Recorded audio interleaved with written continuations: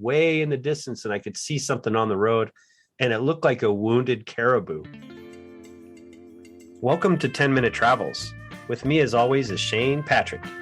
And with me, as always, is Phil Freeman. And we're going to talk about riding motorcycles to Prudhoe Bay. Let's get right to it, shall we?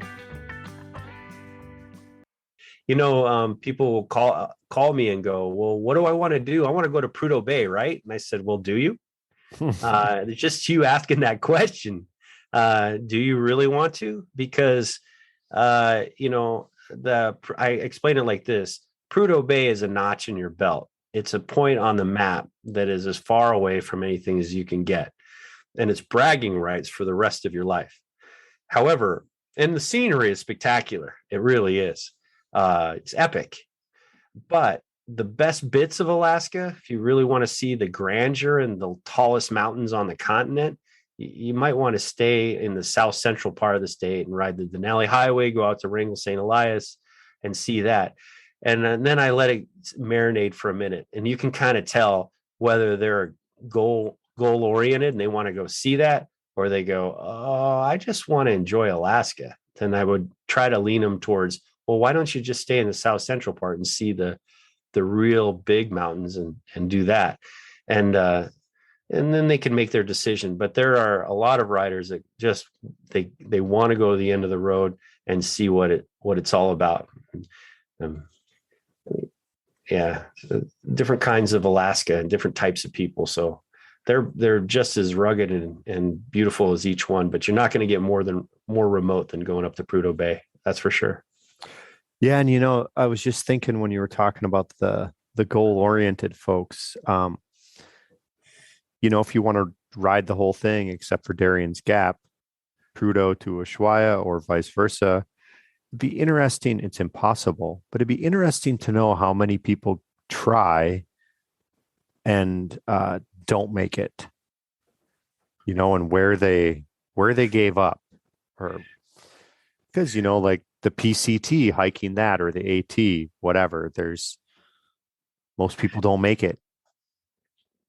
Yeah.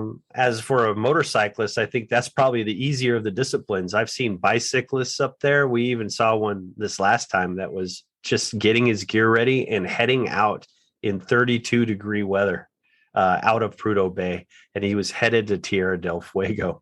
And my whole group kind of looked sideways at each other. And I don't think anybody was looking at each other in admiration, like with this guy. I don't know. More like respect at that. Wow, you're really going for it. One time I saw a guy on a push scooter from Germany. I came over a rise and looked down on the road way in the distance, and I could see something on the road, and it looked like a wounded caribou just hobbling down the road. And I was riding along with Gregory Fraser, a guy that's been around the world 5 times and written books about it. And he had to turn around and interview this guy because we'd never seen anything. He had this big smile on his face while he's pushing the scooter out by himself on the straightaway. And he goes, "What are you doing?" And he goes, "Hi, I'm from Germany. I'm going to Tierra del Fuego. My friends are in a car, but they're ahead of me." And we looked at him and wished him luck. Yeah, you got to did he make it? I don't know. We've picked up bicyclists in Prudhoe Bay, and they knew there was forest fires on the other side of the Brooks Range. So they wanted to just ride with us so they could get through the forest fire so they could get on their way. We've picked up stranded motorcyclists that have ripped open tires. One of them joined our tour in the middle of the tour because he didn't have anything else to do. We picked up stranded motorcyclists that were renting motorcycles from other companies, and we would bring them home to our competitors so that they could get their bike back. And boy, was that rider really appreciative. One time we were approached in the parking lot in Prudhoe Bay that from a motorcycle rider who said, "Hey, my Honda Sabre took a rock in the oil area and it dumped all its oil, and it's out of commission. It's 80 miles down the road at Sag River Station. You can have it." And so, so we picked it up on the way south, and there it was. And it was kind of funny because the bottom of the motorcycle was ripped wide open. And the Honda Sabre, for those who are aficionados of motorcycles, was the fastest production motorcycle in its day. And Honda killed, but it's not an off-road machine, and it wasn't protected. And that guy almost made it, but he left his panniers on, and we went through them, and he had like 4 rolls of toilet paper and monkey butt powder, which is a powder you use so you don't get a rash on the seat. And we loaded the Sabre onto the truck, and we took it back to Anchorage. And by the time we got to Anchorage, we were met in the parking lot by a guy who wanted to buy it immediately. Because he had heard about it? He'd heard about it on the internet. And so we had sold it right there as we pulled into the shop. So it's kind of funny how unconnected everything is, but then again, it's connected, especially in the motorcycle world. He wanted to buy it for parts because he had a motorcycle just like it, and he was so excited. And so when I'm talking to our riders, I say we have over a 100% vehicle recovery rate, and they go, "What? You've brought back more than you even took out." Yeah, that's a good record. It's impressive. But that stint between Coldfoot and Prudhoe Bay is 245 miles with no services. So if you're going to go up there on your own, you need to have, because most, production motorcycles have up to a 5-gallon tank, and that's just enough, or maybe not, to make it to Prudhoe Bay from Coldfoot. So we outfit our motorcycles, for those that are going up on their own, with a 1 or 2 gallon gas tank. Those little red ones that you can just tie to your motorcycle. You fill it up in Coldfoot so you can make that extra little bit. But of course, on our tours, we have a fuel cell in our support vehicle, and we fill everybody up at lunch, and they get no problem getting all the way to Prudhoe. But if you're traveling on your own, you have to think about those logistics, and there's other stuff you should consider if you're going by yourself. And I wrote a little bit of an article that was published a while back and is on our website that tells people how to prepare. And if you don't mind, I can kind of run through a couple things that you might want to think about before you go on your own. Sure. To make it a little bit easier. But the number, it's called the do's and don'ts of the Dalton Highway. But the first one is, don't put your weight up high. You're not doing yourself any favors. Your center of gravity is around your foot pegs. And so anything that's heavy and up high, you're not doing yourself any favor, especially on that really slick surface that you could come across. And you want to choose your tires wisely. And you can change out your tires in Fairbanks for a more knobby tire, and that will be beneficial to you in case you get into that slop. And then have yourself an emergency plan. And I talked about this a little bit earlier, but go with a friend or have a sat phone at least as a backup, because when things go wrong, they can go fatally wrong. And then, don't go up there without knowing how to ride dirt surfaces, because you're going over almost 200 to 300 miles of pure dirt, if not more, on that road. And you need to have at least the skills to do it.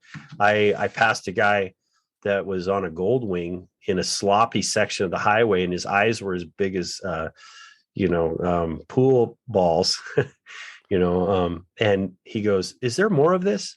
And I said, "Yeah, there's another 100 miles of it." And he goes, "I think I'm going to turn around." I said, "Okay." And then I touched on the fuel. And then a lot of bikes will just be clogged with their radiator because of the calcium chloride that gets into your radiator. And if you don't wash that out, it'll just seize your bike. You'll just overheat. And you can try to find a hose in Prudhoe Bay, but you won't find many open doors to public. It's all work camps. So you're lucky if you could do it.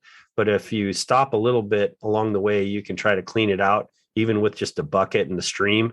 but definitely clean it back out when you get back to Fairbanks.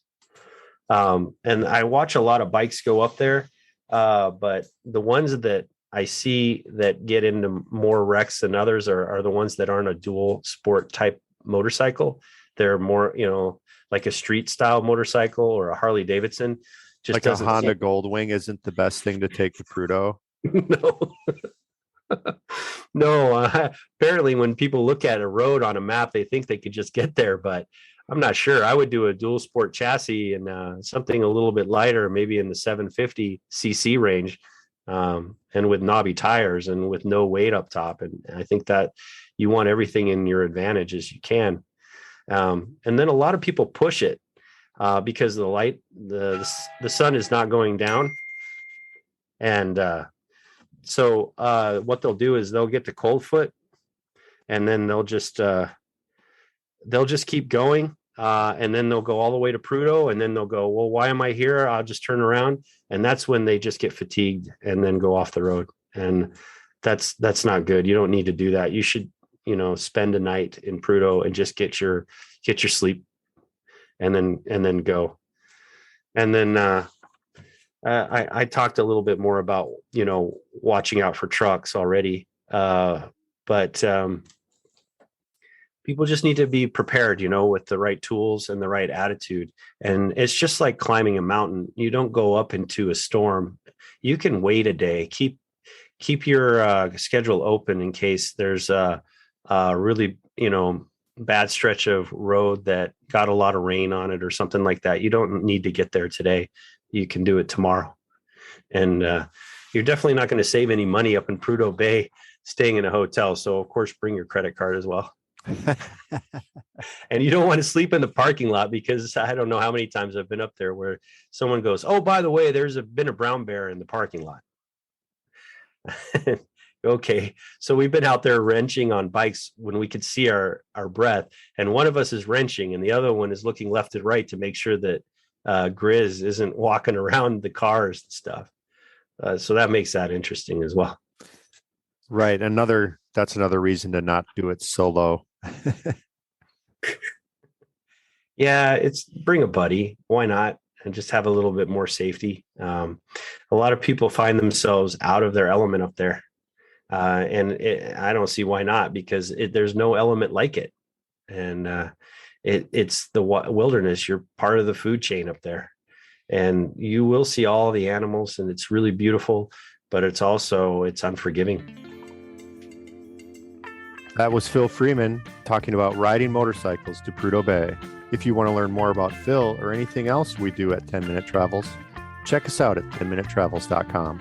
And we do want to remind you to make sure that your sense of humor matches your sense of adventure. And please like, subscribe, and share this podcast on all the platforms.